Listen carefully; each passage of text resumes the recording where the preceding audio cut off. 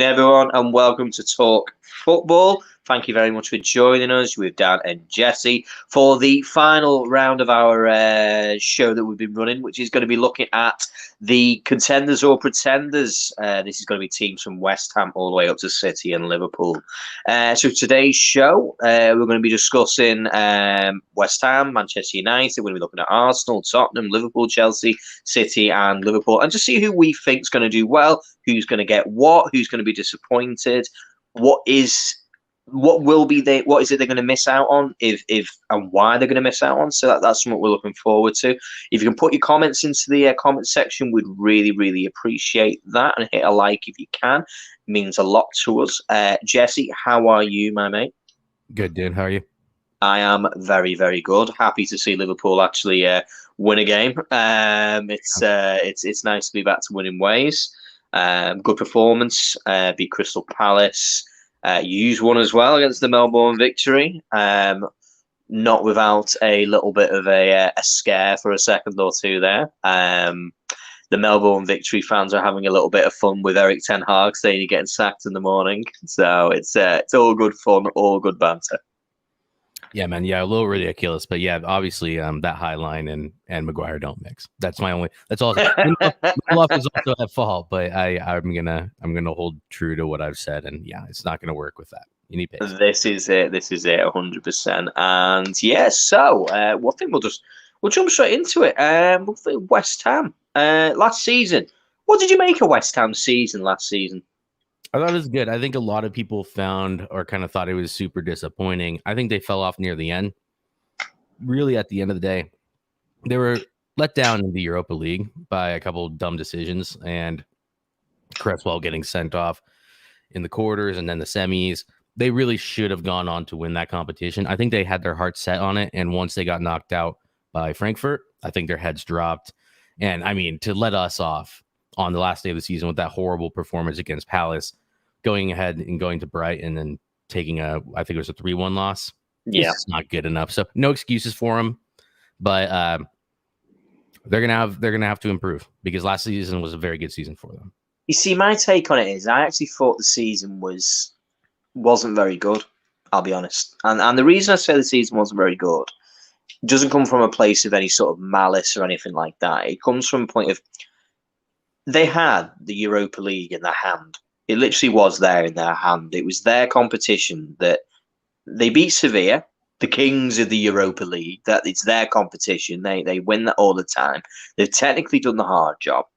They've come up against Lyon, got through the Lyon test, which was fantastic for them. And then they came up against Frankfurt. They're more than capable of beating Frankfurt. And the reason that I feel that they didn't beat Frankfurt was actually a two-pronged situation. The first one is the club's fault from the board level, was not signing any players in January. I mean, that was sacrilege. That was absolutely sacrilege. They were in the position they were in the league, which was much higher. I believe at this point they were very deep into the Europa League places. And they didn't capitalise on a position of strength. You had David Moyes banging on about players that they tried to buy. They tried to buy, Diaz. Oh, we didn't get him. They've come out recently. We tried to buy Phillips. We didn't get him. It was like, maybe you're shopping in the wrong market, because those are top-end players. And you're West Ham. Greatest respect. You're not going to be able to convince some of these players, especially if there's interest from the big boys. Diaz was never going to go to West Ham over Liverpool, and Calvin Phillips has probably been discussing his move to City for a while. I don't think this has just come out of the blue, and he's held out for that move, and fair play to him. But then the other side of it comes from actually a tactical point of view, and this is on David Moyes. And the way I see it is, when you're where you were, the performances, the results had started to evade them before they got knocked out of the Europa League. They got a couple of losses and they were slipping down the league. It was at this point for me that this was an opportunity for West Ham to say, sod it, we're going for it. We're going to rest players in the Premier League. We're going to play half the team. We're going to get Bowen rested. We're going to get all the main hitters rested, and we're going to go balls to the wall and get the Europa League, because they've ended up with Conference League. Yep. So they could have got Champions League, and they're now in the worst competition. It's not a good result at all. No, 100% they should have prioritized Europa League. The amount of progress they would have been able to not just show, but also make big from going into the Europa League again gives you another shot at the Champions League.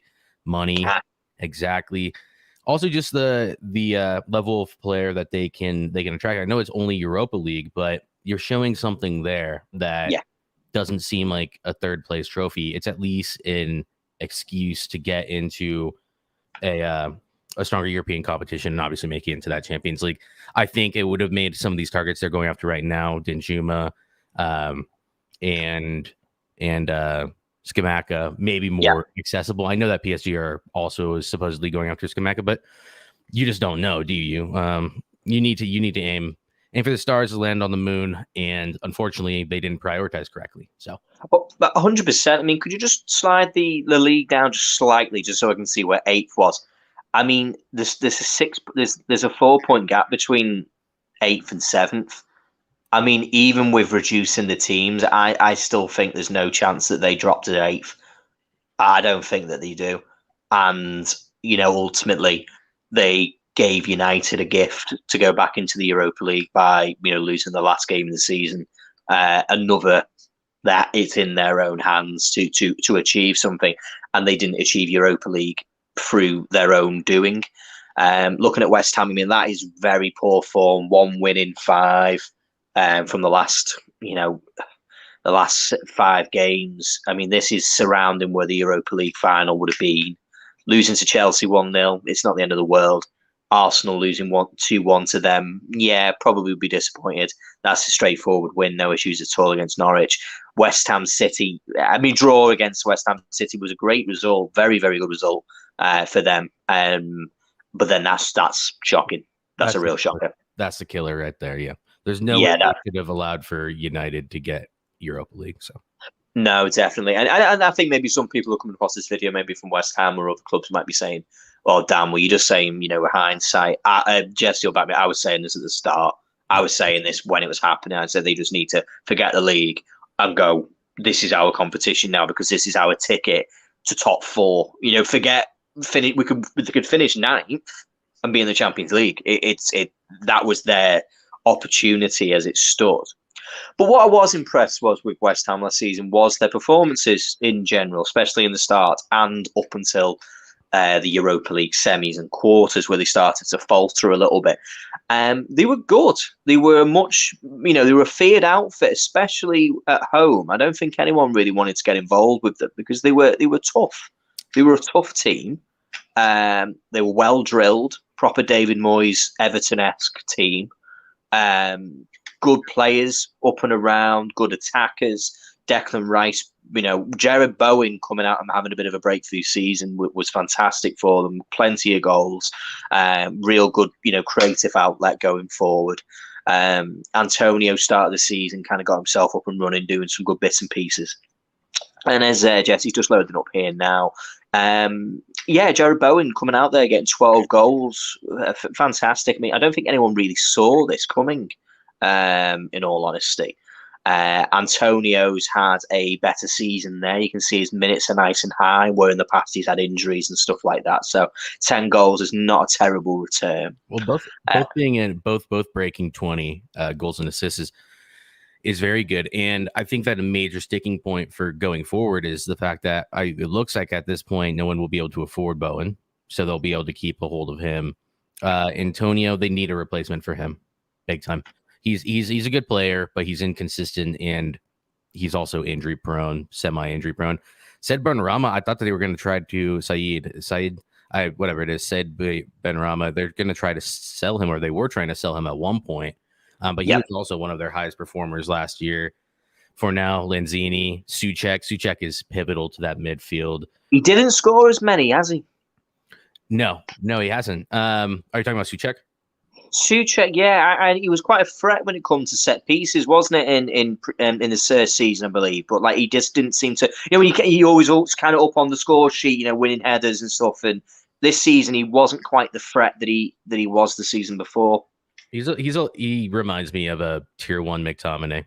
If McTominay's tier 3, no, because they do similar things. Obviously, he's better defensively than McTominay is, but he does have a goal in him. He can arrive late and scores headed goals and all that. So, no, 100%. I mean, so if I'm looking at that there, I know you've mentioned obviously Antonio needs to be replaced. Is there any other positions that you think that they're lacking? Is to kind of at least mount a challenge into Europa League for next season, because it's going to be a tough ask. So obviously striker, I think they need another one. Defensively, I'm not super sure about them. I think that their work rate really covers over their deficiencies at the back. I know that they have Ogbonna and Zuma, and I don't think either of them are going to move along. Two decent defenders. I think that there's something there. I know that they lost Fredericks, which he wasn't really playing anyway, so maybe they want a replacement there. Yeah. But I mean, they're a well-rounded team. I'm not sure if they really need anything else. Is Fabianski playing in goal for them? Is that right? I think. Yeah, I believe. Yeah, he's still playing goal for them. Yeah, maybe a new goalkeeper at some point, but he's definitely serviceable, isn't he? So yeah, no, I'm not sure. Like, honestly, I feel like West Ham are just kind of run of the mill, kind of straight down the line. I don't think that they are going to improve a whole lot, but I also don't think that they're going to fall off a massive amount. So. No, I mean, so what's your prediction for them for next season? What do you think's they're going to achieve? Do you think they're going to get a Europa League, or do you think they're going to miss out again? No, they're going to miss out. Can anyone? I can't see them being stronger than any of the teams above them. No, not with what we're seeing at United at this point, and Arsenal are a much more well put together team with better players at this point. Not more well put together actually, but a much better team at this moment.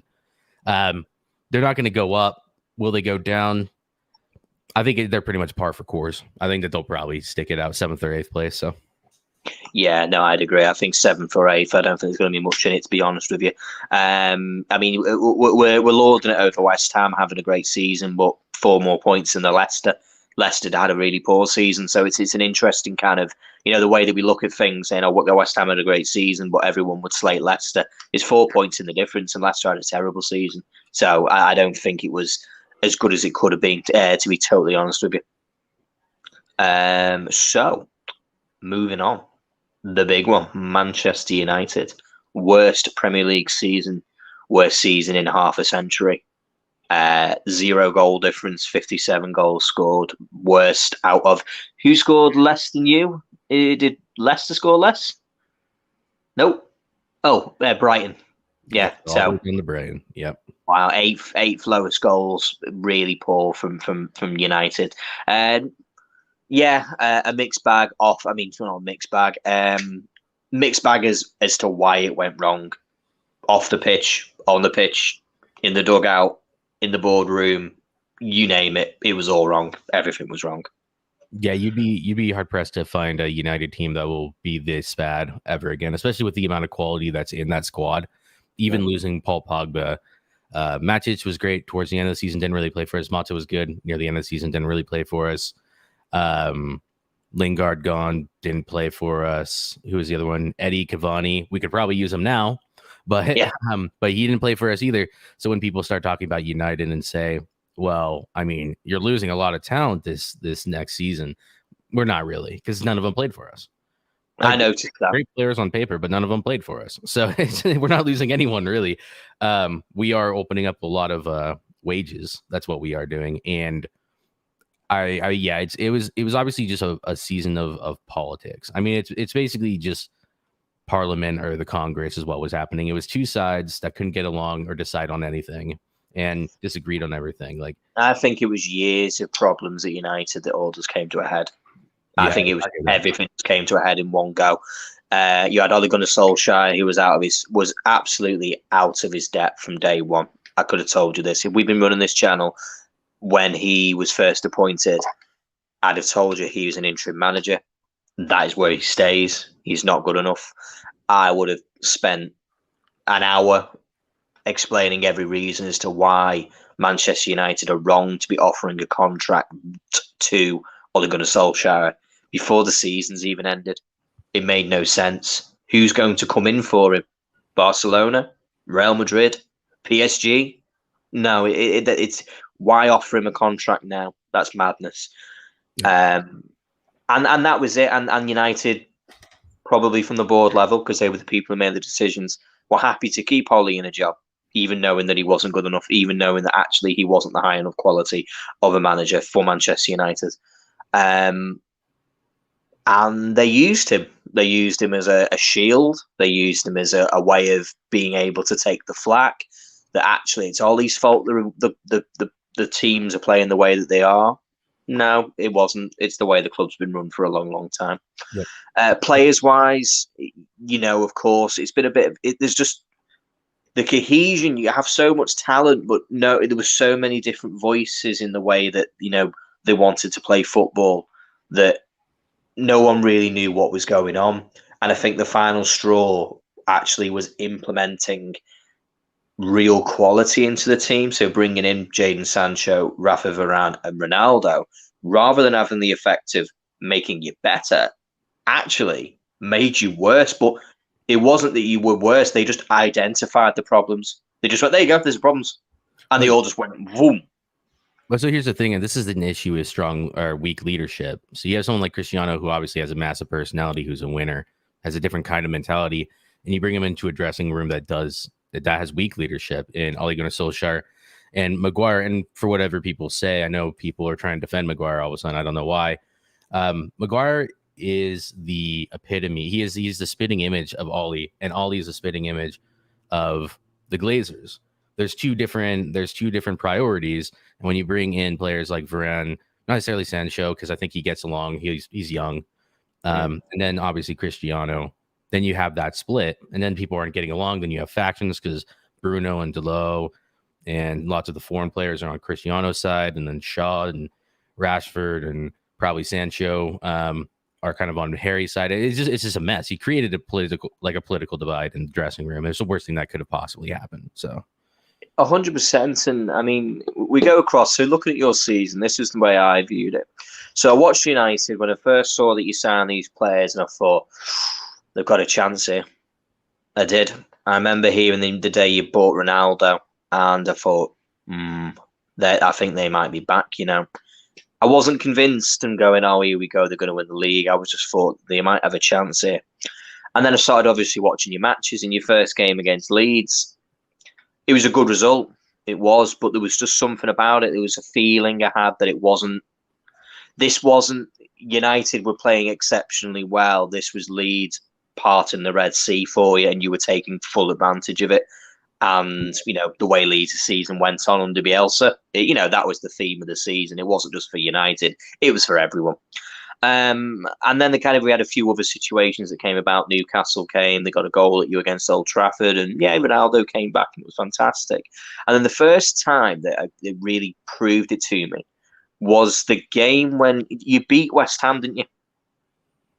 We beat them 3-2 or something beginning of the season. And Jesse Lingard had to score a last 5-10 minutes wonder. There it is. It's this.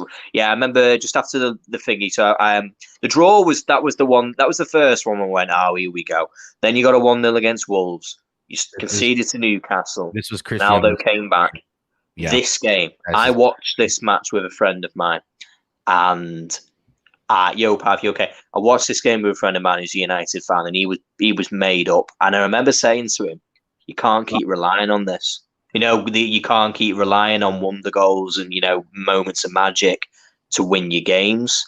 And that was what I was concerned about when it came to United. And it came back, and that's what happened. The magic started to run out. And as soon as the magic ran out, the results went the other way too. Hey, behave. Take your Thailand Cup. We've got the Singapore trophy, so come on. It's all about the big prizes here, Pav. If you want to talk about Tin Pot Cups, there's other channels for that. One thing you'll never have, Pav. Don't let them get away with it. They'll never have a Bangkok. You take your gaming PC. You take Bangkok Century Intel 9 IK 9000 and stick it in Murtaugh's office because he needs to get Frankie done. I tried to pronounce the stadium, but I can't for the life of me. I'm just going to give that a miss. We'll be here all week trying to pronounce that. Probably offend a couple of people along the way. So Ranić came in. People thought he was going to be the tonic, wasn't he? And there was for around about 30 minutes. or an hour, United were playing good football. This is the game where Ollie got sacked. It was So after Carrick. I think Carrick. No, that was Rangnick's first game. Okay, this is Rangnick's first game. Okay.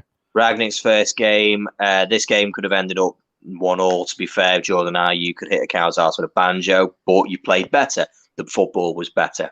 Yeah, oh, that's right, because that was the 45 minutes, 35 minutes where we actually pressed for the first. Yeah, and like people were getting very, very excited over this. And, and then obviously Norwich 1-0. Yeah, you'll take that. Now, remember, this was the game which I watched and I thought, Yes. Eddie Howe, you were playing this 4-2-2-2 formation, and we could all see it ain't working. But it wasn't that it wasn't working. This was the first view where you could see Ronaldo was visibly annoyed. Do you remember his attitude at this point when he came off the pitch, and then we just walked straight off?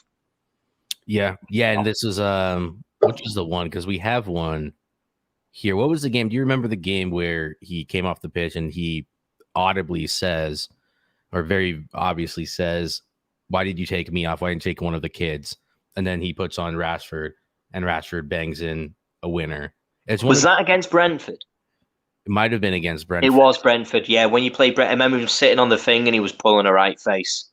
Yeah, and Rangnick's like, dude, chill out. Like, I'm the coach. I make decisions. And that's, right away, the whole relationship broke down between Ronaldo and Rangnick, which is a massive reason why, for whatever faults you can, whatever you can leverage against Rangnick, and there are a lot of things you can, he was never given a fair crack of the whip, really, at all. So no, it was unfortunately, because when Randy came in, he came in godfather of football, godfather of Gegenpress and Klopp, and the father of Klopp and Tuchel and that school, involved in building clubs at RB Leipzig and all that good stuff that people wanted to hear.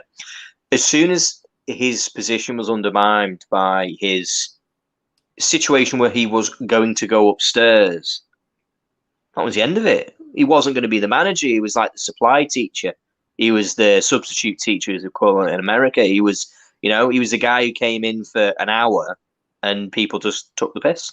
And that's exactly what a lot of them did. They didn't turn up. They didn't fight. They didn't work hard. And it led to, Ralph Rangnick sitting there in interviews saying, we might need to buy 5, 6, 7, 10 players. That's 10 players. His word. And he's not wrong. That's the thing that we liked about Rangnick. He was so transparent. So even though he wasn't the right man, he got so many of our fans on side because he was saying what we've been saying for years. And he was saying it from within the club. Typically, managers leave, and then Louis van Gaal comes out a year later in the Dutch press and says, well, this is the state of affairs at Manchester United. We need that to be told to the journalists straight to their face, because the journalists are the ones getting the press passes, and they're getting that from the Glazers. So it helps us. It doesn't make the club happy, but it needs to be the journalists going, so just how amazing are Manchester United this season, despite the crappy situation you're in. And Rangnick's like, we're crap, and 10 players need to go, and we have no control over games, and they don't listen to me, and they're not going to listen to the next manager unless he pulls off a miracle. And they weren't listening to Ollie because, I don't know, like Ollie was just basically telling me to go play anyways. But like, these players are useless, and we need someone to say that straight to the press's face and just basically be like, look, here are the facts and the state of affairs at this club. And that's what he was doing. I mean, this was the thing with something United that you don't do, and this is probably the reason why he ended up getting the sack in the end. Well, probably not from the sack, but the reason that he was quite happily allowed to go and take the Austria job is because he went from being, he's going upstairs to help rebuild the club, then he's a consultant, then he was a part-time consultant, and now he's gone. That went like that. And that all was linked to the fact is that he dared to say the house was on fire when the house was on fire. That's exactly what he dared to do. And he did the right thing. He totally did the right thing. He did the right thing for the United fans. I actually think he probably, under the right circumstances, he'd be a very good manager in this league. I actually do. I think he would be a good manager in this league if he was under the right team. He just wasn't in the right team. The team was in the wrong place. There was too much division. I think there was too many sort of sides that needed to be taken. And they needed a reset. So league came to a halt. You got Europa League, which is a minor miracle in itself. In all honesty, you were let off the hook by West Ham, most certainly. Who could have gone in there and done that job there? Yep. And yeah. The only thing I'll add on to it, just for this upcoming season, I think we're going to be in a much better position. Now, that could be hopeful, but everything I'm seeing at this moment in time, I think. All right, let's do the predictions at the end for these top 6, just because it makes it a little bit more clean. Yeah, it makes it a bit more interesting, most certainly. Yeah, that's it. So yeah, before we go, so yeah, Eric Ten Hag is now come in. Probably flew in the face of, kind of the predictions of managers that United will kind of go for. Pochettino would have been the kind of manager which a lot of people thought. I didn't. I actually thought you would go for Ten Hag just because Pochettino's been everywhere and not been successful anywhere except for Southampton, where he kind of overachieved with what he had, and where Tottenham it wasn't quite so much. I think he gets a lot of rope for the Tottenham situation that more than he should do. So yeah, good for you. You've had a good pre-season so far. A lot of work to be done. New transfers on the way in, fantastic. So we should see something different. So yeah, are you ready to move on to Arsenal, mate? Yeah, let's do it. The Gunners. The Gunners, Arsenal. Oh, what a season! For some of the right reasons and some of the wrong. Top 4 in your hand, right there. 4th.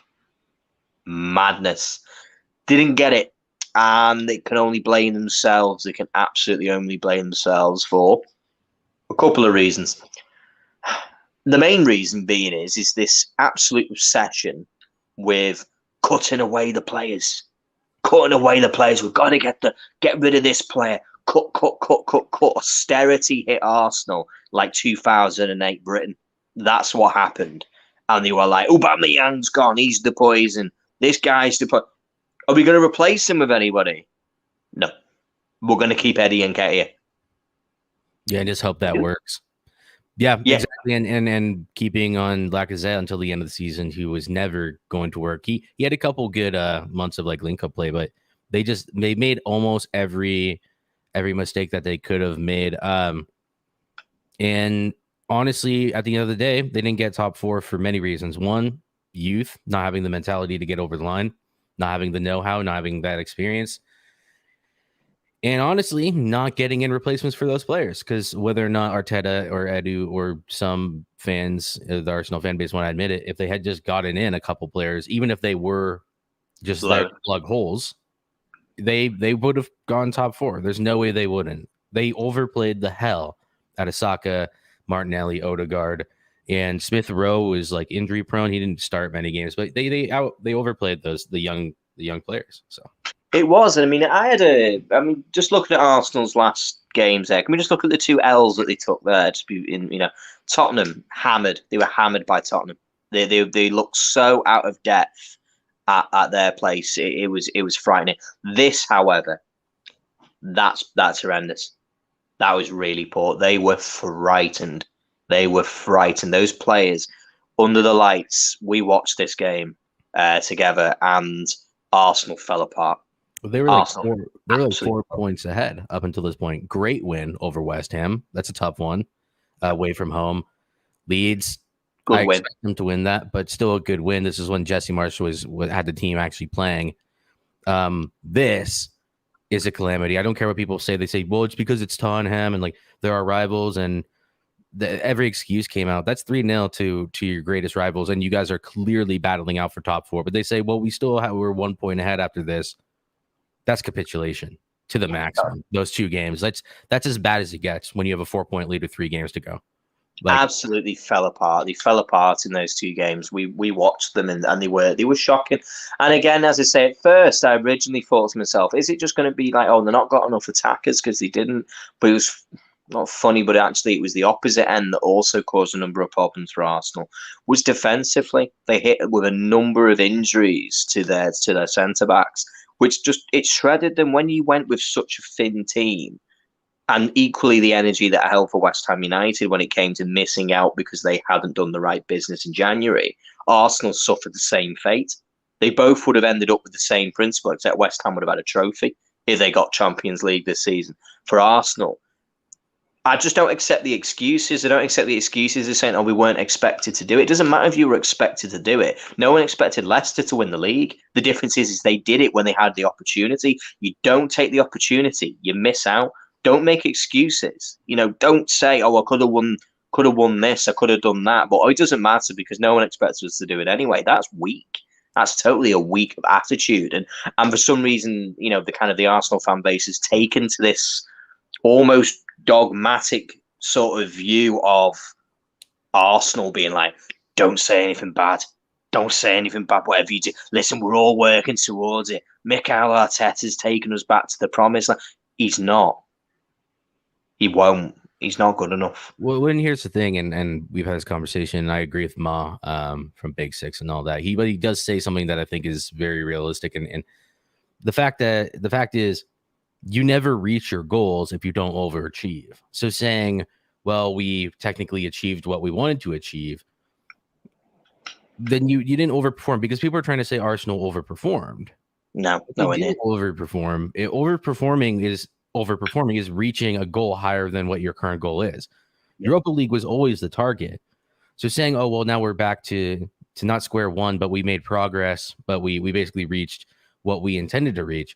That's just a lazy way to say we didn't actually achieve progress in a way. Like they had some progress, like their style of play was great, all that. But when you basically say, like, Spurs overachieved this season, that's fair enough to say. They overachieved. They got Champions League football. They didn't expect to, but they went for it, and in the end, it came off. They overachieved. They reached their goals. I don't buy this like Arsenal reached their goals rhetoric that came out. I just don't. No, it wasn't. They Europa League. Would it matter getting Europa League and only got 59 points? No, they'd have achieved just the same. Yeah. What matters is when you had Champions League in your hand and they didn't take it. Forget the fact that they went to the Europa League. I mean, there was a lot of talk earlier on in the season. As a Liverpool fan, we've come up against Arsenal a number of times this season in the League Cup, in the Premier League. And each time, for some reason, Liverpool seems to be this barometer for Arsenal that gets used. They use it as a barometer of like where they are as a club. Oh, well, it came through. The first early one was the Anfield away game. Liverpool had just come off the back of losing 3-2 to West Ham away. Our first loss that, kind of bit us. It hurt. And there was a lot of talk about Arsenal on this great run. They hadn't lost for 10 games. They were winning matches, and the Arsenal sort of fans on the AFTVs and the fan bases, big up to them, obviously, were saying, well, I don't think we'll win, but I think we're going to have a good game. I think we'll score a couple, but I think we might have a bit too much for us. If we can get a draw, it'll be brilliant. And I'm sitting there like that going, before it's happened, going, you got no chance. You're coming to Anfield and we're going to kill you. We've just lost. We just lost a game. We are going to kill you. This is the worst game that you could ever have come into with some confidence. You're going to come to Liverpool and we are going to attack. And we mullered them. We killed them 4-0. Absolutely destroyed them. So going through there, they went on and had some inconsistent consistency, which is kind of, it's a paradox anyway, is the way it goes. But they would win matches where you go, yeah, they're going to expect it to win that one. But then when it came to, like, for example, let's just have a little look through some of these results. Let's start from the bottom or the top. Sorry, I was going to go back because I wanted to start with where their league started, because their league didn't start until not there.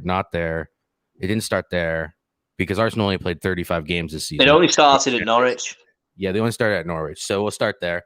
Good. Yeah. To be fair, it was a good run, which is why it's total merit to them starting and only playing 3 less games than everyone else. Anyways, they did have a good run and kind of doing what you expect against Spurs. Massive win.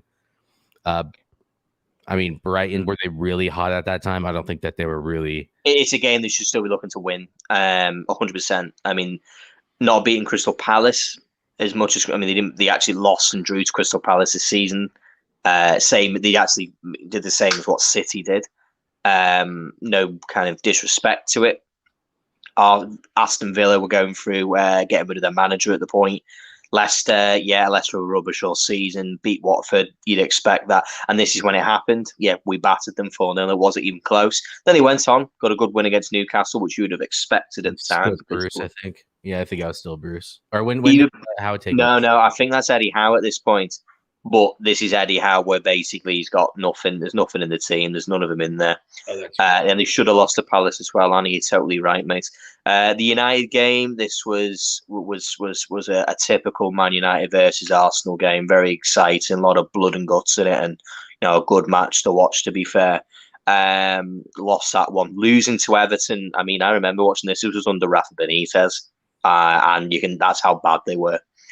So it was those consistent inconsistencies, is that they would consistently get results, but then every so often there would be a game you'd think, how have you lost that? How have you not won? This is where Arsenal were able to put down that we pressured City for 35 minutes. And that was the trophy that day. To be fair, like, they had a very, very good season, but then you start seeing it even towards the latter half. So they're losing a lot of ones that you expect them to lose, which is totally okay. If you remember, up until I think it was late March, early April, with like 7-8 games to go, they hadn't beaten the top 6 team. No, but they're in the driving seat here. This game here, this Crystal Palace match, they're in the driving seat for getting top 4. It's on there. It's in their hand at this point. And then they lost, and they went on a run of 3 games, I believe it was, that they lost, if I might be right. Yes, there it is, 3 games losing. And then somehow turned it around. Yeah, this is where they got their confidence back, because they hadn't won any games against the traditional top 6. And then that was their issue. And then near the end of the season, they finally started winning. But what happens right after they start winning? There you go. Those are the 2 results. Yeah, those are the ones that absolutely killed their season. So good day. It is, and we can look at it though, and we can sit there and go, "Oh, are these the results?" But the killers are the ones which were even with the Palace 3-0. You shouldn't be losing that one, that way. Losing 1-0 to Southampton. Southampton were awful. They were awful all season. Not the best season. I think Arsenal fans will argue that point, but I think if any Arsenal fan has a genuine sort of aspirations for their club, Champions League is the bare minimum every single season. If they're being reasonable. Yep. So, Tottenham Hotspur, very mixed bag. Good on the basis that they somehow were able to turn their season round from a very, very poor start under Nuno, and then making his way up the chain, bringing in Conte. Nuno got sacked in the battle of the El Sacchio when he played Ole Gunnar Solskjaer, and handed Ole Gunnar Solskjaer a reprieve and allowed him to manage for at least a fair few more weeks after getting that decent result against them. Yeah, I think 3 more match weeks or whatever. Yeah. Yeah, that was it. And they benefited big time, actually, to be honest with you, Tottenham, from bringing Conte in. Big inconsistencies at Tottenham. Big inconsistencies still. Even under bringing in the new manager in Conte. Lost games to Burnley, beat City, drew with Liverpool, drew to Brentford and Brighton without getting a goal shot on target. They having an expert manager in Conte was the difference. That was the difference. And the reason why even a very poor and inconsistent Tottenham last season was able to achieve more than Arsenal just by bringing in the right manager. So what did you make of Tottenham's season? What did you make of Tottenham going forward? I think it's actually pretty straightforward with Tottenham. It was they couldn't get a manager in, so they got their 11th, 12th choice manager. El Sacchio came around. I think they were about as fed up with Nuno Espirito Santo as we were with Ole Gunnar Solskjaer, except we had ours for longer, so they didn't deserve that. We should have gone priority to switch out already. But anyways, no, it was good. I mean, like it was a terrible beginning to the season, but I think it's straightforward in the fact that they finally got rid of him, brought in Conte. Conte did what he could with the squad that he had. Whilst they sussed him out, he sussed them out, and then the January window happened, and then it's pretty much, I mean, that's all she wrote. they started climbing the table slowly but steadily, and then by the end of the season, you can see the record. There we go. Really picked up where there were, Tottenham. That's a massive point, right? Because that's right at the business end of the season where Liverpool needed those points, and so did they. But I mean, they were just doing the business, weren't they? So yeah, they did. They came in and they did what they needed to do.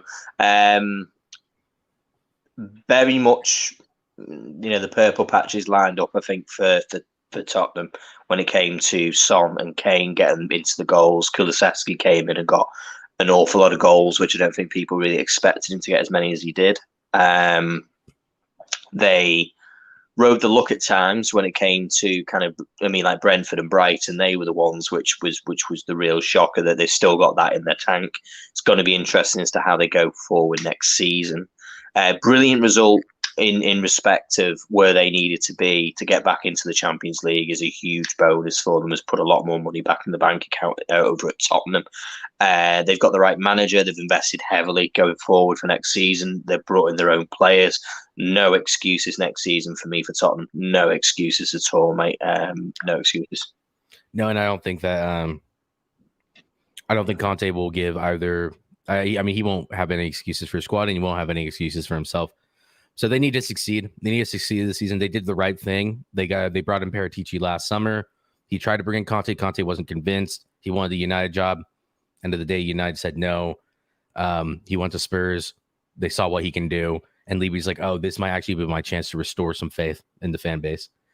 And they're giving him money and what he wants. And to be fair, that's exactly what you do with Conte. Otherwise, he walks. But yeah, they don't get top 4 if they don't win something next season. He may not walk, but he'll be. You know how Conte is. He'll be frustrated. Something else will come up.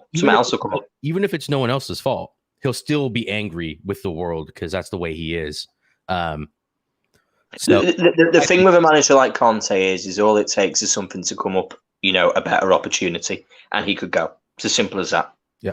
And if, let's just say, Deschamps wins the World Cup, or even if he leaves, because I imagine he'd bow out at that point, and Zidane takes that job, you never know. Conte might just go to a PSG. I don't think that's really a Conte position, but he's going to be top of that list along with. Oh, it's a match made in heaven. A couple other of those managers. So, it definitely is a match made in heaven if it comes to having somebody who has money to spend, and then someone who likes spending it. So it's a real possibility with Conte, and he's going to be a man in demand at the end of the day. If he is doing well with Tottenham, he's going to be seen as a manager by the very big boys as achievable as possible as to get hold of him. So that's going to be one of the biggest challenges for Tottenham, I think, is keeping the manager happy. I think that's the biggest hurdle that they have. Coming up to Chelsea, all in all, a disappointing season, I would say, for Chelsea.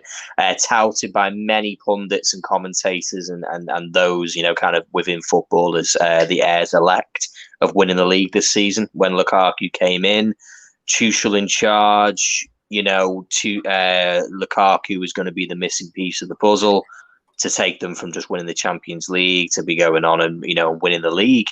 And it didn't work out, did it? Some of it was misfortune. Some of it was their own problem, their own fault. Lukaku didn't work out. We could have told you that. He's not worked out on a number of occasions. I don't know why Chelsea thought he'd be any different when they got him. I didn't see it. Unlucky with James's injuries. Definitely unlucky with Chilwell's injuries. However, they have a big old academy, and surely there's players in there who could have come in there and kind of at least deputised, or they could have changed the formation to make the situation work the way it was. They started so incredibly strongly, Chelsea. They played really, really well, and then they just went and just dipped off going towards, the end of the season, and just became very inconsistent, really, really inconsistent. Their biggest issues are that all of their creativity comes from their fullbacks. So there's really no way. Once Chilwell went out, especially, everything became unbalanced. You had Alonso, but then you don't have any defensive stability on that side. Don't really care what people say. In a back three, the idea is that you always have that outlet because you're missing a midfielder to track runs and all that. Lukaku. Yeah, we could have told you that, all of the United fans, but we had to keep our powder dry, didn't we? Because if he came in and he bagged 25, 30 goals, then we would have been in the mud. But he's just not a Premier League player. I know that people will argue, but if you have channels to run like you do at Everton and Chelsea back in the day, then it's fine. No, their creativity suffered. I have a very contentious shout on this. I think that this is probably a hot take. I don't think Tuchel is a good league manager. I don't think he's ever been a good league manager. Said this for a while, mate. Said this for a while in our Discord. I believe he is a tier 1 version of Rafa Benitez. I think he's an incredible cup manager. Amazing manager, amazing coach, but I've never seen it over the course of a full league season anywhere he's ever managed. I've never seen it. So. He seems to be like, it's quite interesting. As I say, I was speaking to Jesse. Sometimes you see those kind of Twitter pictures and be on like, football kind of related channels and stuff where it would be like 2 charts. You'd have one on the side, which is really high, and one down low. And this one was tactics and player management. And player management was low and tactics was high. And it says name the manager. And the name Thomas Tuchel was 90% of this comment sort of section. And I believe that there's a number of times I've seen Thomas Tuchel going completely bananas at his players. And for me, that just wouldn't work out for me.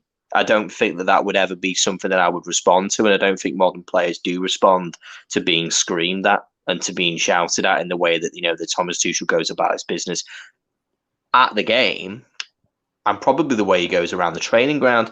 What was interesting is this is a story that quietly went under the doormat back in January, was when it was a leaked report that went to The Athletic that strikers were not happy with Thomas Tuchel by the way he treated them and by the way he spoke to them. And I think that's why he's not going to be a good league manager. That's why I don't think he'll win a Premier League with Chelsea or anybody, because I just don't think he has the man management skills to keep a team motivated and on board with the programme for a 38-game season. I think for 13 games in the Champions League or 9 games in the League Cup or 11 games for an FA Cup, absolutely, he's able to do that. But for a league, I don't think he can keep these players motivated long enough. He's also just got like everything about him since he's come to Chelsea. And to be fair, he didn't really play an attractive style of football at Dortmund, but he wasn't playing a back 3 by my recollection. Definitely wasn't doing it at PSG. He came in, saw what he had, and decided to go with that, which is the mark of a good manager, a good coach, rather, seeing what you have and utilizing it in the correct way. But his teams have never been really imperious, especially in the league. It's really hard to win a league, especially against teams like Liverpool and City, when you're basically your whole tactic is to be tough to beat. Yeah, tough to beat it's the basics, which is why they always get top 4. But then you also have to be imperious at the other end. You have to be absolutely demolishing teams. Like you have to be scoring 2 or 3 goals a game against every team in this league. To do that, you can't just shut up shop. And if you look at this, 33 goals against. That may have been due to Reece James being out for a little bit and Chilwell being out for a little while. But look at City and Liverpool. Look at their defensive record and then look at their offensive records against Chelsea. I know that they had those complications, but there's really no excuse. And if people want to say, well, it's because Lukaku didn't bag 25 goals for us, that comes out of other people's pockets. City didn't have a striker. Liverpool didn't have a striker, really. I don't know. I'm not going to try to argue it too much, because I think next season will tell, because I think he's going to get quite a few players this season, and then we'll see what Tuchel is really made of. But cups, the pressure will have to be on, won't it? Well, this is the season, especially under a new regime at Chelsea.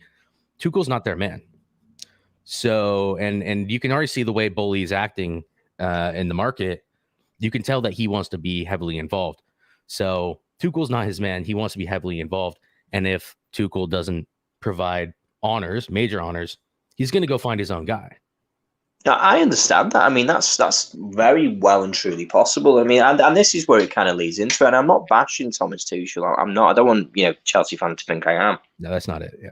No, I'll only say what I actually see. And I have a feeling when it comes to Thomas Tuchel that as a manager, he runs in a different way. He doesn't really match any other manager. He doesn't look like kind of in a style of Pep or an Unai Emery or a Jurgen Klopp or Alex Ferguson. He doesn't seem to fit in any of those kind of way that they deal with things. Thomas Tuchel does it in his own way, and for Chelsea, not competing for the title, not finishing above Liverpool for 5 years on the run, is quite poor. I mean, it's becoming pretty kind of evident now that Chelsea sort of not declined. Well, they have declined in a way. They've fallen behind City and Liverpool for a good while now, even with the amount of money that they've been able to spend. Probably can put that down to a lot of what Roman Abramovich has done when it comes to his signings and his over influence when it came to players. Now, we brought Bowley in. He's the new owner of the club. He's very much involved with the transfers. I think he's going to be involved very much within the running of the club, to be honest. So we will have to see how he goes, but there's going to be a lot of pressure on Thomas Tuchel going forward next season in the Premier League, to be honest. I think they really will. There's going to be a lot of expectation. Yeah, no, I 100% agree. Do you really have anything else to add to Chelsea? I feel like that's kind of... No, I mean, they did well in the Cups, of course. I mean, this is more like the Premier League kind of show thing. Yeah, they did well with that point and then obviously lost out to us. And, that was, it is what it is. You know what I mean? It was just, that was that. Yep. Bowing out to Real Madrid in the Champions League. Everyone ended up bowing out to Real Madrid in the Champions League this season. So this is it. All three of these teams, literally. Yeah. So whatever, honestly. Not a whole lot more to that. I think they could have done better. I think they probably deserved one of those cups. I know that Liverpool in the end did enough to get it across the line, but I think they were good money, weren't they? Especially in the League Cup final. Get what you deserve. That's all I'm saying. Yeah. I know, but you know what I mean. Like they did put up a fight. Yeah. They were very much in that League Cup. There was two different Chelseas. The League Cup Chelsea were very much like it was, the thickness of a credit card between the two clubs. We both had the ball in the net. They had it at the post, blah, blah, blah. Big saves from Mendy, big saves from Kelleher and whatever. The post came to the rescue. Yeah, but the FA Cup was a little bit more two teams who looked knackered, absolutely knackered. And again, penalties came down to it. And, the old Neuro 8 science down at Liverpool did the business when it comes to penalties. That's right. Moving on then. To your main competitor and all those, right? This is it. Yeah. I mean, Liverpool, isn't it? Yeah. Yeah, Liverpool. Didn't surprise me that we'd be back challenging. It didn't. I think for some people that it did, from other fan bases. Like, I didn't. Liverpool were always going to be back just because we had a poor season before with injuries. You'd be mad to think that we weren't going to be back amongst the top dogs because we have a team full of top dogs. We've got top class, world class players throughout the team, and Van Dijk has come back, and he's probably just as good as he was when he left. We missed out. I mean, 92 points doesn't win you the league. It just says it all, doesn't it? Just says it all nowadays. This is where we are. I know why Liverpool didn't win the league, and it wasn't to do with signings. It wasn't to do with this. It wasn't to do with that. We lost when we didn't win games that we should have won. Leicester was the one. Leicester, yeah, that was no. The one back in December there. That was it. That killed us. I don't need to go back any further and look at any other games really. Brighton was another one. 2-0 up, half time. Yeah. That was a killer. That killed us. Should win that every game. Every season we should be beating Brighton at home. There's no excuses. No excuses. Yeah, so there are those. I still think that Tottenham game was important, but I also understand. I also understand your point. We've had a discussion a million. It is important, but then I always go back to the point of you shouldn't be expected to win 10 games on the bounce at the end of the season. You've done something wrong already to be in that position to have to win the league. You've already made an error if that's what you have to do.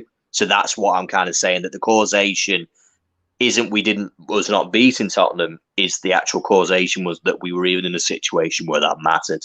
We shouldn't have been in that situation. We should have been allowed to have afforded ourselves a draw against Tottenham, who, to be fair, if Liverpool played for a draw against Tottenham would have played for a draw against Liverpool, and it would have been 0-0. It would have been, they came to get a point and they got it. That's the other thing. I feel like this is a little bit of a net zero when you look in context at what City did against Spurs this season. I do understand where those, especially only gaining a point from being 2 goals up at halftime, like you said. Yeah, it's a little bit more on the edge. Spurs were leading this first half, and I mean it was by luck, but it was a deflected goal from, was it Firmino or who was it? It was Diaz. Yeah, he came in, massive deflection, but you know what? You ride your luck, don't you? Sometimes you get it, sometimes you don't. Yeah, you take it all day long either way. But yeah, I mean, like it's just wins when it comes to City and Liverpool. But yeah, it's just those 3 games really, and then I mean, how many draws did you guys have? 8. It was 2 draws to Chelsea, 2 draws to City. So I mean, they don't really matter in the greater context of things. No. What matters is something that we've discussed, I believe, on the show before. Is if you want to win the league, anybody from 8th down, you have to win home and away. You have to win 30 games. 30 games. 30 games, and then you have 8 games to play with. And try and get 2 wins. 30 wins. I mean, yeah, 30 wins and then 8 games to play with. If you win 30 and then you draw 8, you're more than likely to win the title. If you win 30, win 30 and then another 2, 32, you're golden. But it's that golden rule basically. Neither of you guys won 30 this season, but that's how close you need to be. Whoever won 30 won the league. Literally, yeah. We've shown that, haven't we? If 29 would have done it. Of course, it did it this season. 29 wins was the difference, but 30 is a guarantee. 30 is an absolute guarantee that you win the league. To be honest, with the draws that teams like they win. Yeah, I'm not disappointed. It was an exceptionally good season, one that was able to showcase Liverpool to the world. It was even though we didn't win the Champions League, even though we didn't win the Premier League, we were able to showcase what Liverpool's about and where we've come to. The point where Liverpool's gone from being a team that used to challenge for top 4 to a team that was challenging for the quad. I mean, that's insane. Taking the quad now, ladies and gentlemen, and it's no reaching, and I don't really care, but it's the truth. No one can beat Liverpool's record until you win the quad. That's where it is now. That's how far it is. The only way to actually beat the record that Liverpool set, which is meaningless, but it points out as to where the club has gone to, is you have to win all the trophies. Every trophy. That's insane. I would argue that United has the only record better than that. So I'm going to maintain that because we won all 3. No, I meant all 4. Now you can't go any further. You can't go further than the quad. You win the League Cup. You have to win that. That's the first trophy to do that. And then, as you say, you just go on to the point of winning that one. You know, if you don't win that one there, to now take it to that extent where every trophy is now available to a club. To use the number of players that Liverpool had, we used 29 different players to do that. It was a brilliant season. I'm very happy, and we were able to kind of now start flexing some of that financial power that this success brings. And I think Liverpool are going to be in and amongst the biggest spenders now. I think the old days of Liverpool winning the next spend trophy are well and truly gone. I think Liverpool are just now going to be. They're not going to waste it, but I think if there's a player that they want, I think they're willing to get the checkbook out now. Yep. No, 100%. So, yeah. I mean, speaking of checkbooks, City, very good team. All the best to them. They did it, the right way. The Rodri situation, was it handball? Was it not handball? Blah blah blah. Whatever. It is what it is. They were good value for it. City was a machine under Pep Guardiola, one which, doesn't know how to give up, doesn't know how to stop. Very rarely can it be rattled. Only 1 trophy this year, and that is when we've discussed Man City on previous shows. It's their own fault. At the end of the day, it's their own fault by going all in for the Champions League and ending up with a Premier League by a point. I suppose it's not the best season, according to Man City fans, would you say?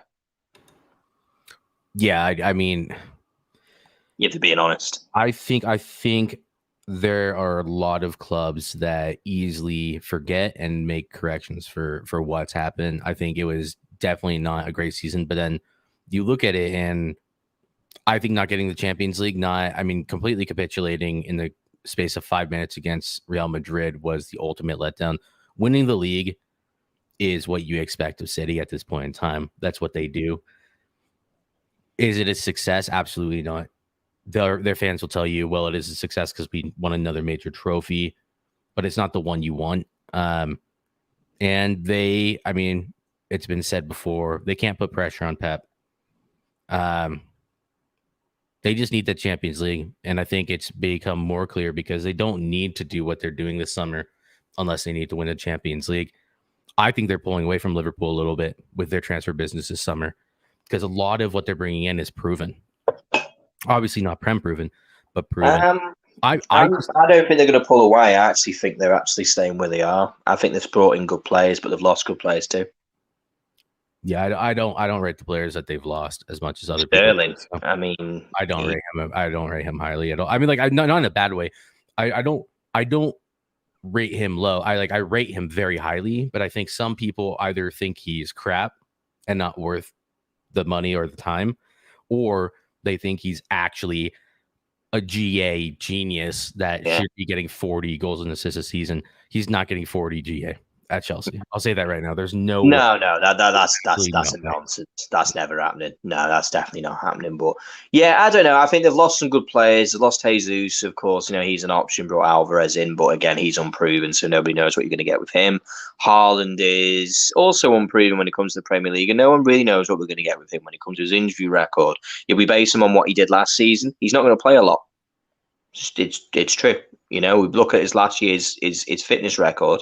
He will not play as much as people think he's going to play.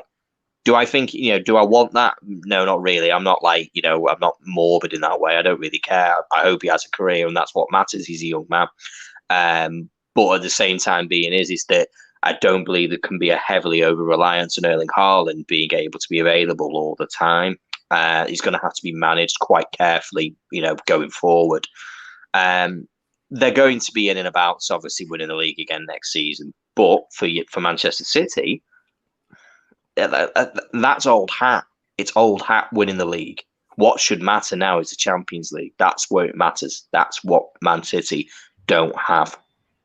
Well, and I think that's where they're at. I think that this is what I'm saying is City fans will say one thing, but at the end of the day, I don't want to put on City fans like, oh my, like the burning desire to win the Champions League. But at the end of the day, that's what it is. That's what they need to win. All these league titles, you can celebrate it, but it's hollow until you win that Champions League because your goal is winning the Champions League. It's clear to say you can pretend like at the end of the season, but we still won a major honor, yada yada. No, you need to win the Champions League, and everyone knows it. And you say it at the beginning of every season. You talk about it all season, and then when you don't win the Champions League, you come back to all of your rivals and say, "Well, we won the league because we won the league." It's like no, that's not. That's doing a reverse Arsenal. Like it's saying, well, we didn't really expect to get the top four, so it's fine. We got Europa League. It's just the reverse when it's like, City fans expect to win the Champions League every year because they are the best team in Europe on paper. So it's just you should be winning it, and now you definitely should be winning it. I don't know.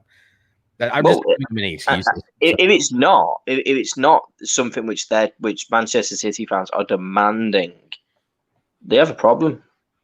Well, they have a problem. Wasn't it De Bruyne that came out after they got knocked out, after they lost the Champions League final, or after they got? I think it was actually Lyon in the quarterfinals or semifinals or whatever, the COVID year, and he came out and he said, "Look, we need U.S. fans to demand we win this Champions League. We need you to demand and put pressure on the team because our team responds to pressure." And City fans still aren't doing it. And maybe that's why they're not winning it, is because the City there is no pressure. As you say, there's no pressure on the manager. Exactly. I mean, this is the situation going forward now, isn't it? I mean, we look at City next season, they've still got a load of money they're going to have to spend again next season again. There's a lot of players which are going to need to be replaced. Kyle Walker will need to be replaced. He hasn't been replaced. Mark Cucurella is meant to be coming in to replace no one. He's actually meant to be in there to replace Zinchenko. Zinchenko's already playing second fiddle Cancelo. Cancelo's already first choice, which is what Cucurella's going to come and do. They're going to spend 50 million on a backup. They're going to spend a 50 million pound backup in a 45 million pound backup in Calvin Phillips. Calvin Phillips is, a proven player, sort of. Last season, heavy injury record. Big concern, really big concern for me with that one. But probably because of the amount of football he'll actually play, I don't think it'll matter so much. I don't think he's going to play anywhere near as much as people think he'll play. He's probably more likely just going to be there to rest Rodri's legs, just so that he can have more rest. We're going to see basically the same team over and over and over again, in which Calvin Phillips comes in to kind of play a cameo act. It's a brilliant thing that they can do. City do this in a very, very good way. So next season, Premier League, they're going to be in and about. So obviously, they're more than likely going to be the favourites to win. They are the favourites to win. But that's not really the biggest deal. The biggest deal is actually the Champions League. It's as simple as that. There's no escaping it. They came that close against Chelsea, and then they came this close against Real Madrid. So what now? Do they go forward or backwards? You can only go forwards. Yeah, you can only be a bridesmaid for so long, can you? Until it starts getting to the point where you just need to make moves, and that move would be Pep leaving. I don't expect them. Sorry. I think there is a low to medium chance that they have one more transfer this summer, and it's going to be like shattering, like earth shattering. Like I could see one more. I'm not going to say what it is yet, but the rumors are starting to heat up, and it's very dependent on what happens with Barcelona, and it'll be interesting if they do that. I don't think it's a great transfer, but it's you're not talking about a gentleman who starts with the surname of N by any chance? Oh no, I am. I think it might happen. I think it might happen, especially if all the pieces move that quickly. They're going Hollywood, aren't they? They're going Hollywood. I mean, it started with Grealish, but what did I say last summer? I mean, what was I saying? Like I said the day I met you. I mean, you've known this. I've been saying Grealish was the start of something commercial. And I mean, Holland's not necessarily just commercial in the way that like Frankie de Jong's not just a marquee signing. He's also a footballer. But I think that might happen. I think you might see something absolutely ridiculous. Oh, that would be hilarious. I think it might. I'm not saying it will happen. I said low to medium chance. So I'm saying like if Frankie moves and somehow Bernard Silva moves, I can see that happening. I definitely can. Oh, dear. I'm giving it a 5% right now, but that can change very rapidly. Neymar. I'm going to say. I don't care. I'm going to say it. I'm going to wish it into existence. Neymar to City. Here we go. Clip me. It's a real possibility, isn't it? Yeah. So I think where we're going to go next, you guys, is we're going to go ahead and basically say where we think everyone's going to end up, starting from the bottom. You good with that, Dan? Yeah, 100%. Cool. I'll just go real quick, and we'll just go me, you. West Ham 7th at most. Who knows what could happen? But there are a couple sneaky little buggers around here. So Newcastle could well be in there. Might just do something. I don't have Villa. I think Villa will be better than Villa, not Crystal Palace. They're going to struggle from what I've seen recently, but just a lot of inexperience. Villa, Newcastle, Leicester if they get their shit together, but their problem is that they're just keeping players. They're not signing anyone, so I don't see them getting much better, if that makes sense. I agree. I'll say I agree. 7th, 8th. Yeah, 7th to 9th. I'm going to give them in that area. If you asked me to put a bet on, I'd say they'll finish between 7th and 9th next season. I don't think they're going to be able to. I think 7th is their best. I don't think they'll be better than any of the top 6, the traditional top 6. I don't think they'll get any more points. Do I think they'll be the best of the rest? Jury's open. It really is. I think there's going to be a number of clubs below them which should improve and which should probably put 10 to 15 more points on the board. Just by being more consistent, which I'm expecting them to do. So West Ham are going to have an interesting season, shall we say, but I don't think they're going to make any progress. Yeah, I'm going to be... do you want to do United first? Because I feel like... go on, I'll do United first. Yeah, so Manchester United. So with Manchester United, so far, I've watched 2 games of Manchester United, as many games as I've watched Liverpool. I've been impressed by the fact that they look a lot more of a cohesive unit. It looks like Ten Hag is kind of getting into people's ears, but then again at the same time, I'll keep the same energy. They couldn't have been any worse, genuinely. Really. So any improvement is an improvement. So I'm trying to taper improvement with realism that ultimately my standard was so low that anything impresses me so far. But I have been impressed by the fact that there's a new system. I've been impressed that they've brought in the players that Ten Hag trusts because he needs them. Where do I think they're going to finish? I think they're going to move up, but I think it's only going to be probably into the low 70s. And I don't know whether or not the low 70s will be enough for top four. I think they'll probably get fifth. That's my opinion. I've got no real kind of dog in the fight. I just think Chelsea and Tottenham will be too strong to keep you out. I think it's not a case of you getting in. I just think that they'll be too strong to keep you out. Yeah, so I'm going to put in a little cheeky one. I think we get fourth as things stand. I think we get fourth. I don't think Chelsea can hold out. I have very little faith that something doesn't happen this season to them. If you want my what I know will happen, it's gonna be fifth or sixth. And I've told you guys a million times, anyone who's watched this, I expect to go into Europa League as favorites, even though we're learning a new system and all that. I expect United to go into that Europa League. If we're not favorites with Arsenal, I don't. There's something seriously wrong. Manchester United should always be looking to win the Europa League, and we tend to make it to the finals every single time we play in it. So I would expect that to happen again. We need to win that fifth or sixth, but I'm just putting in a cheeky shout for fourth because Ronaldo will look great lifting that Europa League. He'll look amazing. Only thing he hasn't won besides the Conference League. So, but honestly, until I see what Chelsea does, they're still kind of running around to me, missing out on some targets, picking up others. Yeah, they're a little bit all over the place. Not super impressed. Very impressed by the Koulibaly deal.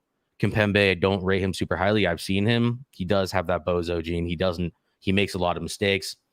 I see it often. Almost every game I watch, he does. But I'll just kick off Arsenal. We'll just go like that and stagger it. Yeah, go back to you on Arsenal now. Yeah, I think they need more business. I think there's a decent chance it will be Arsenal, Manchester United for the most part, battling it out for Europa League and the higher place. Their business is just, it seems like their window's kind of crumbling around them, and they do have targets, but it seems like they're dilly-dallying, and it's almost like they lost focus on their targets, and they're kind of moving around and putting out feelers everywhere now. Like, since they didn't get their first target for certain positions, they're kind of starting to target random players. Zinchenko is a good signing. Gabriel is a good signing. Vieira, I'm not super convinced by, but he could be amazing. His numbers were very good, but his injury record's a concern. Yeah, so there's just like little things that I think they'll be up there, but I don't see it's same thing with Chelsea. They need to finish up their business. I think the problem is for me, I completely agree with those sentiments. They made some good signings. Gabriel Jesus is definitely an improvement on what they currently had. Not an improvement on Aubameyang, but an improvement on what they had in January. So I'll taper my comments when I say an improvement. He will be at least more prolific than Lacazette and much more prolific than Eddie Nketiah.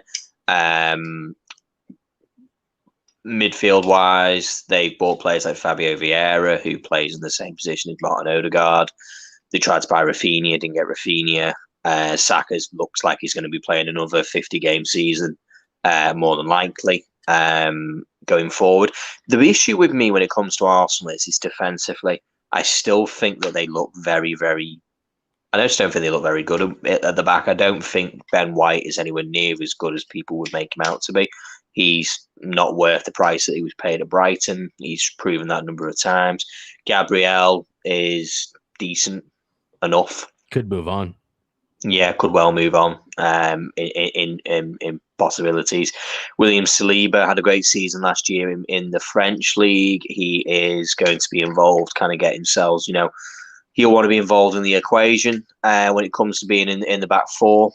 Tomiyasu, Kieran Tierney. Tierney's not going to make it through the season. That's an absolute fact. Put your house on it now. He'll be injured within the first 10 games. No problems at all, as he always is. Tomiyasu is another player who I just don't think is that great. I think for me, when it comes to, Saka and talk for a new deal, I think he's been talked for a long time, Annie. A long time, mate, trying to get a new deal at Arsenal. He'd be mad to sign a deal right now. That's my opinion. He should wait and see what happens. He should wait and see what happens this season. If Arsenal are sat on top four, why would he sign a 3 or 4 year deal at Arsenal and lock himself in when he can have other teams knocking on the door for him? And the rumor is that it's City coming in, basically inquiring. He can hold off as long as he likes. I mean, what does he have? 2 years? Yeah, well, next season he's off out the door, isn't he? Yeah, why not? Why not? I mean, why will you? What do you sign a contract? You must really love whatever you call it if you want to stay there. So yeah. So for me, I think they're going to be 6. I don't think we're going to see progression so much. I just think the other teams strengthen too much. I think the team's still going to be too young, inexperienced. I think the manager's too young, he's too inexperienced and too young. In both respects, young doesn't really matter. It's experience. That matters more so when it comes to Mikel Arteta. Yeah, we'll get a lot of hype out of Arsenal. They'll probably win the first few games, and then before we know it, they'll be winning the league. And then it'll all go round again. It'll just be that diagram, a circle, and that's where it will be. I think they'll get 5th again. I think they'll get 6. It won't be any movement, and if that is the case, I think that's an opportunity for Arsenal to move on for a new manager, because I think they should be looking for a new manager, because failing to get top 4 season after season after season after season with the amount of money that Arsenal have spent. You just got the wrong man in the job. It's as simple as that. The wrong man's taking you forward. It's as simple as that. Yeah, we also do keep forgetting that they didn't have Europe last season, just because we expect all 6 of these teams. 1 game a season, man. This is it. You get 5th with 1 game a season. Well, same for Tottenham next season. They've got quite a lot of extra football that needs to be played, and it will have an effect. And this is something we're going to follow on this channel. Actually, we're going to keep an eye on those teams when they have Europa League places, and then play at the weekend and see who's suffering for actually being in Europe. You know, who's winning and who's suffering, who's dealing with it and who's not dealing with it, because it's going to be quite interesting. Tottenham and Arsenal. Yeah, we know that Tottenham were in the Europa Conference League, but they were playing literally the kids' team. So we're not going to, they were 1 team a season, one game a week at the end of the day. So yeah, 6 for me. I think Arsenal are going to be somewhere in around the same points as well, in honesty. I mean, 69 is not a bad return. But at the end of the day, yeah, I think they also need replacements for multiple positions. Playing one more competition isn't going to be easy on the youngsters, and you can't have Saka being your only right winger. Pepe looks like he's out the door. I don't know how they're going to reinvest that.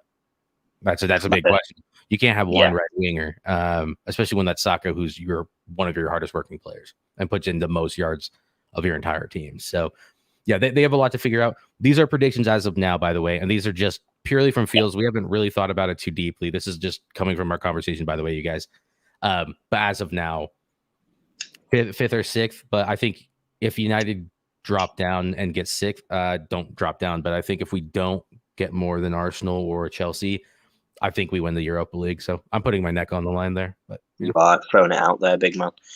Yeah. So your view on Tottenham, mate? Third, because I think they're going to be very consistent in the league, and I don't think they're going to have a whole lot of interruptions. They've bolstered their squad massively, and they have a lot of numbers. So they do have depth, even if the depth isn't necessarily good enough. I think that they go and they make they solidify 3rd, maybe with like 80, 85 points. I think Conte is going to be aiming for somewhere closer to 90, but we'll see. We'll see what if they can do it. Yeah, I think 3rd, but I think they're going to get around about the high 70s, 78, 79 points. And that's just... I think they can go higher than that. I think they can, but I don't think they will. I think they can, absolutely, but I just don't believe Tottenham will. I don't believe Tottenham will be able to remain consistent enough. Just based on the players that they've got a lot of players who play purple patches. Son, was joint top goal scorer last season, but however, for the first half of the season was non-existent. He wasn't there, and that's not reliable enough for a team who wants to hit the high 80s and 90 points. To get those targets, you need consistent every throughout the season. You can't have a patch where was he? Liverpool suffered for that. Fortunately, we had other players who picked up the slack. That was, Salah had a very barren patch, towards the end of the season. But fortunately, Mane came in and smashed him in and got the goals when we needed them. Diogo Jota was involved when we needed him. A lot of players pitched in. With Tottenham as it stands right now, if Harry Kane's not scoring, Son needs to. If Son doesn't score, Harry Kane needs to. And I don't think at times that's always the case. Kulusevski played his heart out to get the goals that he scored when he came into the club. And, they're going to rely on this guy very heavily. They brought in Richarlison, and I don't understand this transfer. I don't understand it. I know Tottenham fans will come for me and start telling me he's the second coming of R9, but he's not. He averages 8 goals a season. His best returns 13 goals for an Everton team, which he played 38 games that season for. He's not going to play 38 games for Tottenham, so he's not going to score 13 goals. He's more than likely going to score single-figure goals, which won't be the difference between, moving on up that table to a point where I think people think they're going to. Did they get rid of Mora yet? Or just Bergwijn? No, Mora's still there. So they have some depth. I mean, like that was their main issue. I can see he's out of favour though. And then Richarlison coming in. Yeah, but he's still a useful player. Son is the main one that concerns me because he's he only plays 23 games a season. For the other 15, he just disappears. Yeah. You know what I mean? So, and then Kulusevski is still an unknown quantity, no matter how well he did at the end of last season. It's very rare for players to really continue on. What Bruno did was, first off, highly supplemented by penalties and penalty goals, but also he was an enigma. He was an exception to the rule. A player coming in and having a really good half a season, then continuing on for 2 years, banging in 18, 20 goals in a league season. So it wasn't. What's something Tottenham will have to come around is this is something with, and Bergwijn should have stayed. Yeah, do you know what? I probably agree with that, to be honest. Yeah, I do agree with that. Tottenham aren't realising this, but people are going to see them coming. People are going to expect more from Tottenham this season. And that's something which is that you need to deal with. In previous seasons, and this was something I think, you guys used to have this with, like, it's Tottenham, like, and I think a lot of, and rightfully so, because over the past years, we've all gone, oh, it's only Tottenham. Tottenham is still a very good team. They've still got some very good players in them. But I believe now that attitude is going to change, and that attitude will actually work against them because people are going to now treat them much more seriously. So Tottenham are going to have tougher games.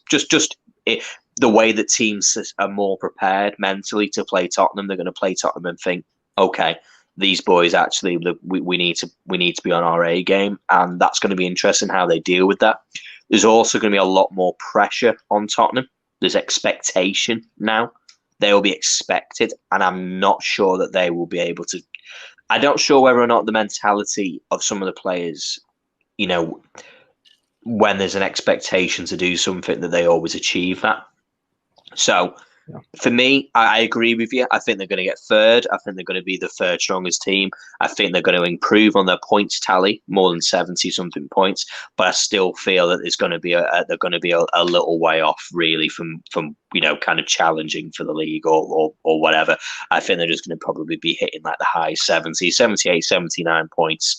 Maybe 80, because the Champions League is going to add extra minutes and time to their league, and it will have some form of an effect on their league performances.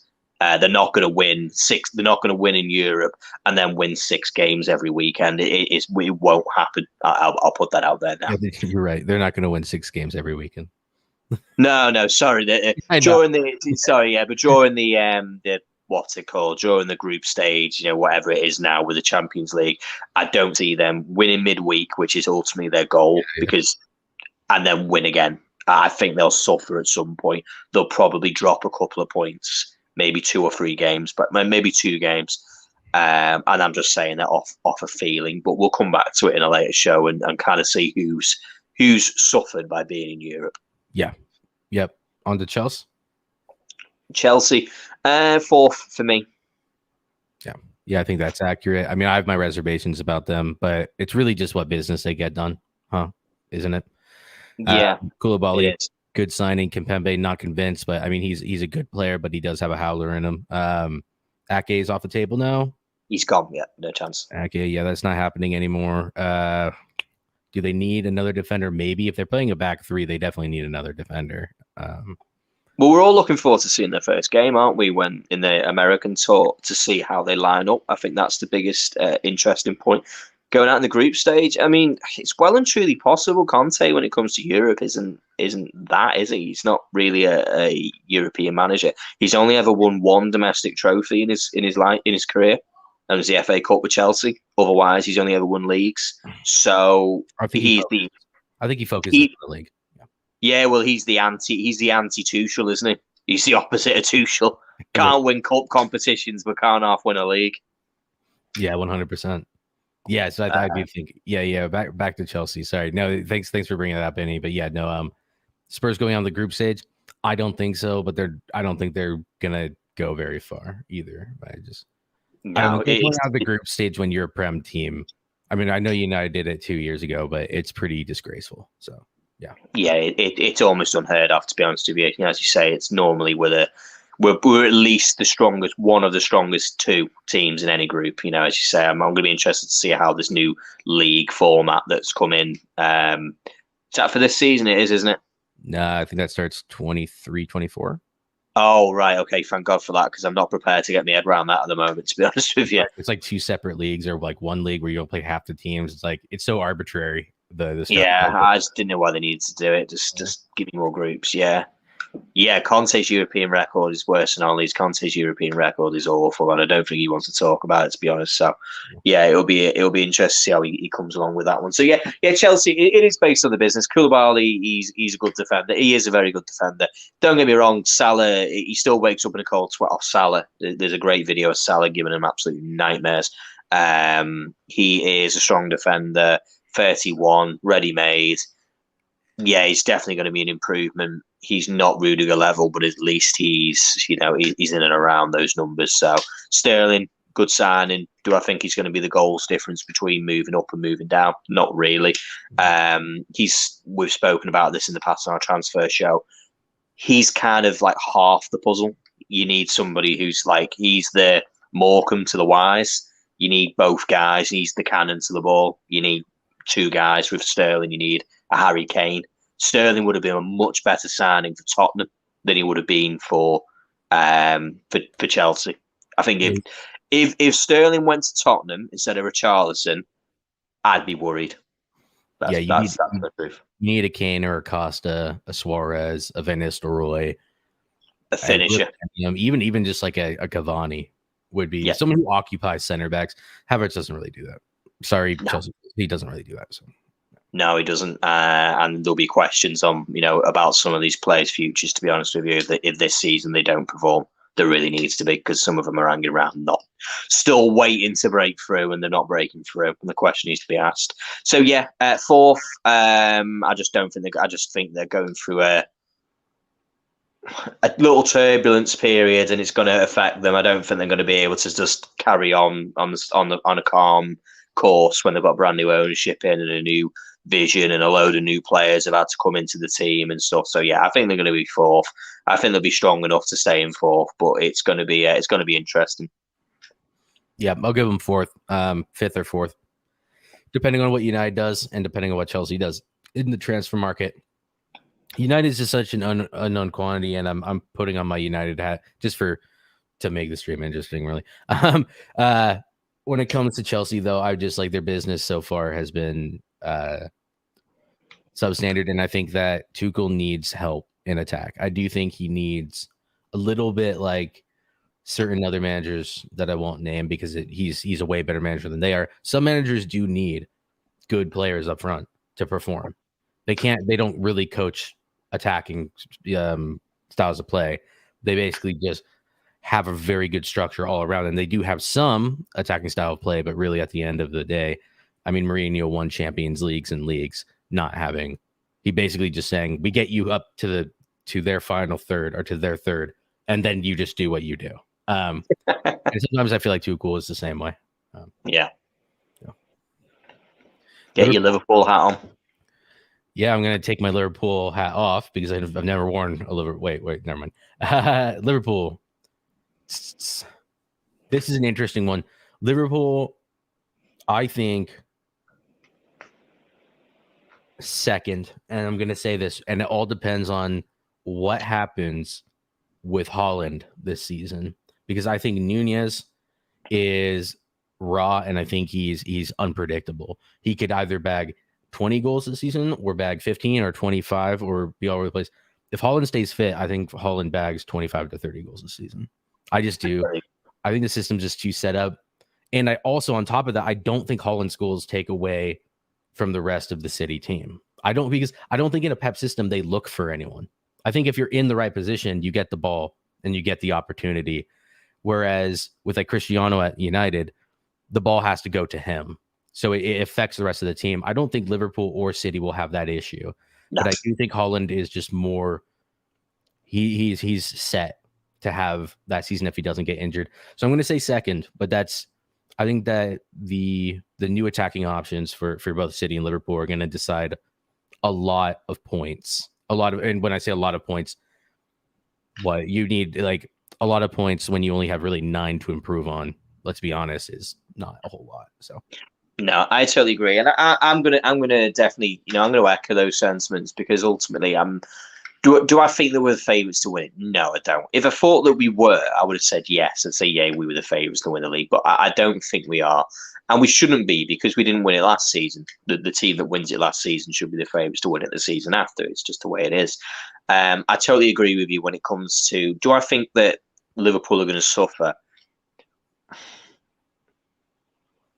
I don't know. Liverpool replaced Mane technically with Luis Diaz.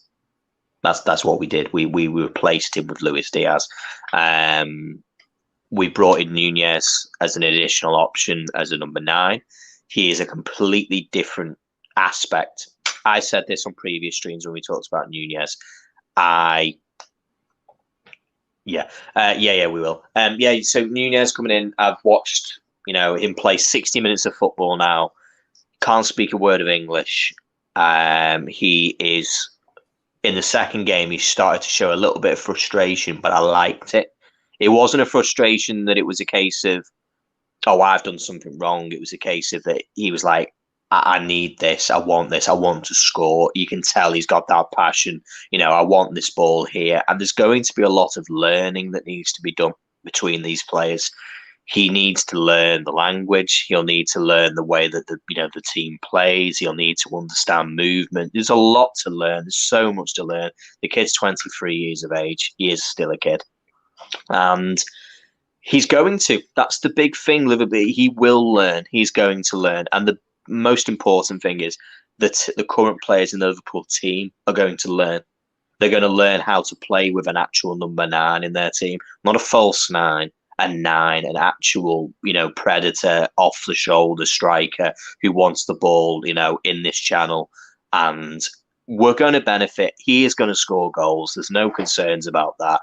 He is a completely new situation. But as you say with Haaland, Haaland's done it for a fair while now. The only side of Haaland when it comes to how many goals is he going to score is basically down to, as you've said, it's his injury record. It really is. If he gets unlucky with injuries, he could score 10 goals. Haaland, he could. But then in the same breath, Nunez could score 10 or 11 goals this season, just because there's going to take a while to bed him in. There is. I love to come in there now and have this big thing and say, Nunez is going to come in and bang 25 goals next season. I can't predict that. I can't predict that at all. But Salah will. Salah's going to be in there. Yeah, you guys haven't had a proper number 9 with number 9 movement. Closest thing you guys have is Jota, but I was talking to you about this earlier, obviously, privately. Jota has good movement, but it's not number 9 movement. Darwin Nunez, I'm seeing, yeah, he misses chances. Yeah, he has a bad first touch some of the time, but the technique is there and the movement is there. And it's really hard to teach that movement. So I think as long as you guys can integrate and really... once Trent and Robbo start getting the movement right, start getting the balls right, and linking up with his movement, he could easily bag 20, 25 goals this season. I just don't see at this moment in time. I think it'll take a little bit longer, like you say. It's going to, yeah. What I would like to see from Nunez, just while we're on Liverpool before we move on, and this is what Klopp will do, there's going to be no pressure. There isn't any pressure. The pressure's on Klopp. Simply put, they won't allow the player to feel any pressure. The pressure's on him. It'll be him to say, It's my job to make sure that we're doing the right thing for him. He has his own way of playing football. He's got to do a lot of learning, and he will. He's got the fight. You can tell he's going to learn this stuff. You don't score a goal every 76 minutes by chance. It's not an accident. It's not a fluke that these things do happen. All that skill and all that thing that you want is right there to be seen. And he's very raw. I've said this before. He's a raw player who still needs a lot to learn. And there's a good chance with Nunez that what we might see is that we play kind of our traditional, Salah, Firmino, Luis Diaz up front. Liverpool go 2 up, and then you're going to see Darwin Nunez coming in. And that's then when we have an opportunity to start trying to bring him into the game in a match situation, until eventually on the training pitch, it translates to the pitch. And then Darwin Nunez will play as a starting number 9. It may take 3 weeks, it may take 4 weeks, it may take 6 weeks, but we signed him for 6 years. He's at the club for 6 years. So what's the rush? Yeah, one thing I will say is Klopp will protect him. I'm sure he'll do a good job. I'm sure Liverpool will do a good job of protecting him. But there's really no protection from the media when you go for that price tag. I could tell you about it. As a United fan, there's nothing you can do about that. Yeah. So he just needs to turn off. Also, even when he's playing well, just turn off all socials for a season, because he's not going to get – if he scores goals, no one's going to give him credit. If he doesn't, he's going to get pelters. That's just the way it works. So I think that communication's definitely going to be put out there for him very quickly, as you say. When it comes to, he's got that passion, he's got that South American fight, which is what we all want. He's going to be a feisty guy. He's going to be, passionate. He's going to want to go out there and prove everything wrong. The guy's done it from birth. He's grown up in a poor family. He's had to go out there and prove people wrong his entire life. And this will be nothing different. And ultimately he's got the right people around him, the right managers, the right coaching staff who are going to sit there and say, Darwin, don't you worry about it. You keep doing what you do and we'll do the rest. You're at Liverpool now. We don't let people down, and that's that. So, yeah, second, 100%. And that is just based on the variables that we have at the moment. Is City have got all the cards in their hand, and if they do what City do, it's theirs to win. Simple as that. Yeah, City in it. That's really it's City. Yeah, I mean, it's Man City. Yeah, so I mean, with the business they're doing, people talking about their transfers going out. I mean, 90% of them are kids, and apparently 80% of those kids are going to Southampton for some reason. No, seriously though, I mean, ask Pat, ask anyone, and they're just bolstering. They didn't have a replacement, a suitable replacement for Rodri, which is a massive reason why they fell off near the end of the season. So bringing in Calvin Phillips is the right move. Cucurella for backup to Cancelo, or I mean, Zinchenko is also going. Okay, that's fine. They're just bolstering where they needed to. So if they don't win the league this season, I'll be very, very surprised. Annie, I know what you're trying to say. We've all seen that. We've all seen that Family Guy meme. We know what it's about. We know what the chart's going on. We know it. Here's another one, Annie. Good point. Mara's resigning. They're just bolstering. So hold that bench. I mean, they can't. The loan system is changing as well. So I think they're just doing what they need to do. Yeah, I think they've got too many players on the books, haven't they? They've just got to shift them. They can't keep loaning them out. Is it free loans you're allowed? Free players out on loan? I'm sure it's quite strict and stringent. Annie, you might know that. I'm sure it's only a few, 2 or 3 players are allowed on loan whilst out in there. And this is where it's going to affect a number of clubs. So, Chelsea, for example, they'll have about 900 people on loan at any one point. Yeah, Toure vibes. Whoa. Yeah, 2 players, there you go. So, I mean, that's quite stringent when you think about it. When it comes to loaning players, so a club can only loan 2 players themselves, is that right? Their Premier League clubs may not register more than 2 players on loan at any one time. The maximum number of loans registerable in the same season is 4, and under no circumstances shall more than 1 be from the same club at one time. Yeah, so I guess 2 players, and there's some other restrictions, but I mean, that's really not. That's Chelsea and not necessarily City in the mud, but City's academy is starting to get to the point where those young talents are starting to get to the point where they're getting too old to play for the under 23s. So they're going to have to sell them. And I think they'll keep Palmer and then Delap or something. Like there's a couple. He's already gone out on loan. Delap's already gone. Yeah. So, yeah. So then all the other ones are getting sold. Yeah. That's it for them. Right. So got to get kids, I guess. So. Jesse, listen, I've really enjoyed this stream. We knew it was going to be a good one. Now in 40 minutes, we've gone for a little while. I want to appreciate everyone who's coming. We've got 5 people watching. Really, really do appreciate you coming on. Honestly, it's something we do. We want to make it entertaining. Always put your comments in the live chat. We'll always respond to them. We'll always get you involved with the chat. If you want to get involved, just let us know. We're always happy to bring people on. This isn't a closed book. It's not an echo chamber. We want to hear your views. So we're going to be back again on Monday. Not quite sure actually what we've got stream wise. Jesse, you got any ideas what we think we might be doing for the people coming to watch? No, I think we'll play it by ear. We may do some stats. We might do something else. There's a lot of preseason stuff going on, so. What we might do is probably do a bit of a pre-season roundup, maybe have a little look at how teams are shaping up and stuff like that, maybe move into kind of looking at the way some of these clubs pre-seasons have kicked off. I know Tottenham play tomorrow again for playing Sevilla. We're going to have Liverpool. Just it'll be a good opportunity. So if you can join us on Monday, we're going to be doing all like a bit of a pre-season sort of roundup, looking at the clubs, who's doing well, who's doing what, and just kind of look at those results. Wednesday, big transfer show, of course, as we always do.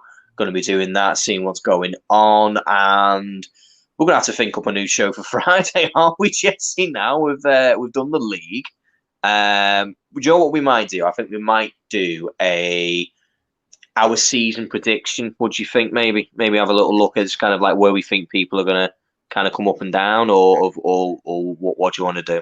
Yeah, we're starting to get to that point. I mean, we have 2 weeks. Next Friday will be the 22nd, I believe. So yeah, I mean, we're 2 weeks from then to the end of the season. So expect something like that, people. Yeah, definitely. And then of course the season is not far away from starting. We're going to have the Charity Shield in a couple of weeks' time. And then thick and fast Premier League, they're pretty much 3 games a week from here until October. 2 weeks off, then off they fly off to the World Cup and whatnot, which we'll be covering here on Talk Football. We're going to be doing on that one. We're going to be getting our Fantasy Premier League team show on as well soon. That needs to be coming up just as they all get finalised. But listen, everyone, thank you very much for coming in to Talk Football. We really, really appreciate it. So until next time, we've been Dan and Jesse, and we will see you later. Thanks very much, everyone. Bye-bye. See you. Ciao.